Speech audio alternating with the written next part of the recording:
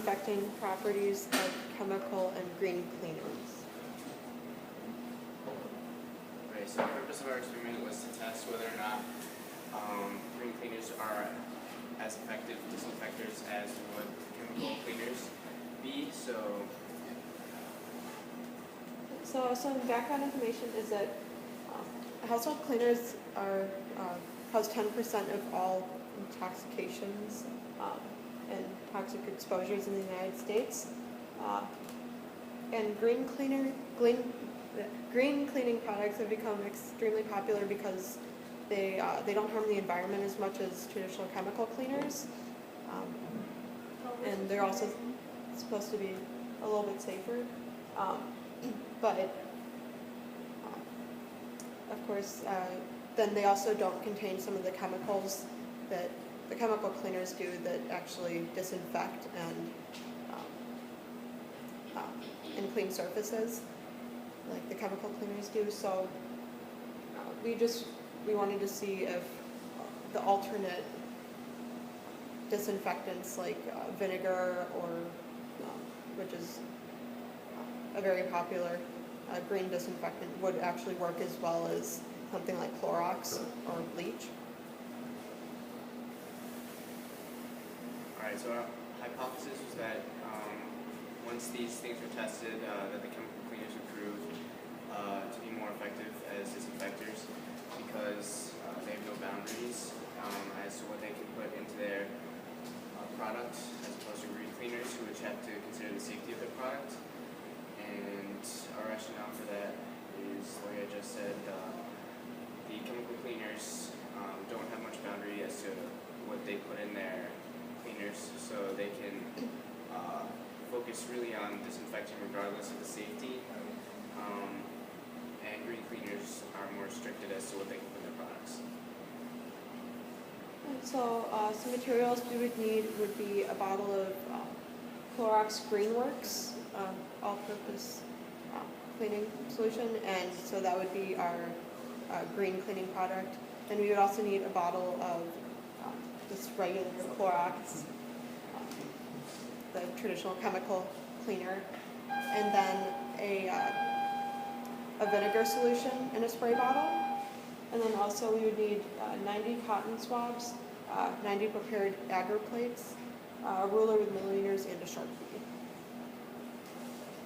So our procedure involves testing each of the cleaners, the chemical cleaner, a green cleaner, and vinegar on 3 different surfaces. And the goal is that you test each cleaner on a wood surface, a marble surface, and it was just a plastic surface as well. So on each surface you would, it's expected, or we had made the assumption that the bacteria on each surface is uniform. So when you test each cleaner on each surface, you would take a swab after the cleaner had dried, and then you would culture that bacteria in an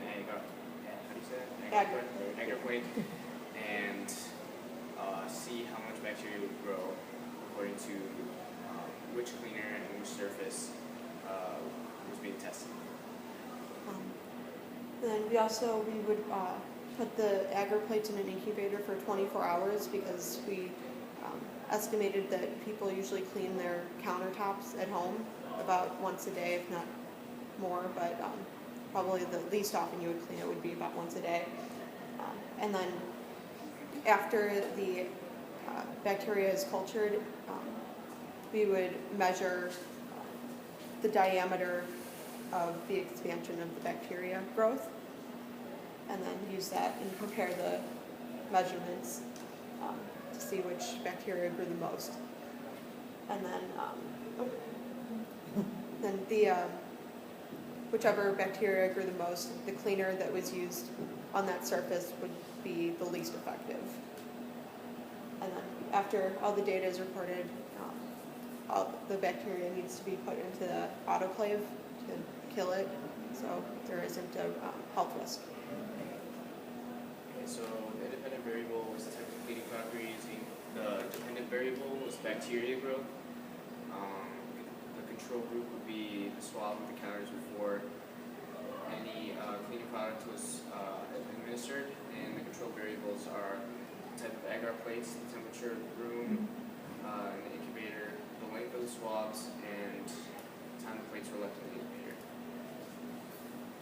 So some safety concerns involved in this experiment include that since we are working with toxic chemicals, gloves and goggles need to be worn at all times.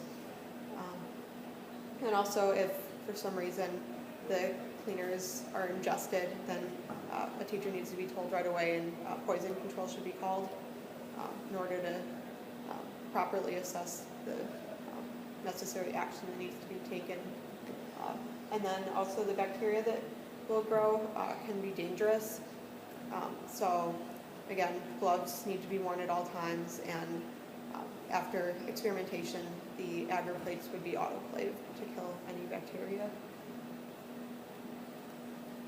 So our experimental error was how much of the cleaning product is sprayed, because it may not be uniform for each bottle or each product, and also the length of the swab you take of the area that was sprayed will be different. Also, any swipes that are more forceful than others may absorb more bacteria than